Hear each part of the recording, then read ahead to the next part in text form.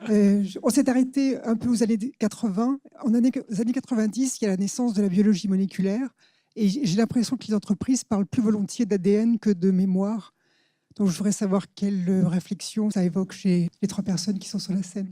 En ce qui concerne ADN, mémoire, c'est un petit peu la même chose. L'ADN, c'est la mémoire. Il y a encore des gens dans de très grosses entreprises. D'abord, il y a un pervers polymorphe qui, en matière de RH, a inventé un concept terrible qui est celui de N plus 1, N-2, N-3.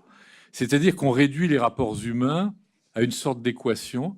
Et il y a dans certains grands groupes, dans certaines grandes entreprises, des gens qui n'adressent pas la parole à leur N-3. Par principe, ça existe encore en 2016.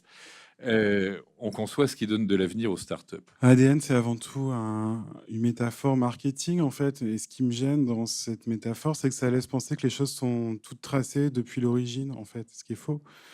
Et c'est, à mon avis, à ça que ça sert, à légitimer les actions en cours à partir d'une vision qu'on peut appeler téléologique, en fait, de l'histoire, c'est-à-dire toute tracée.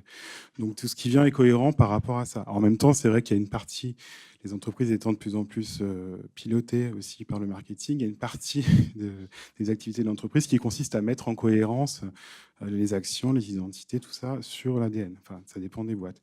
Mais donc, c'est pas la même chose.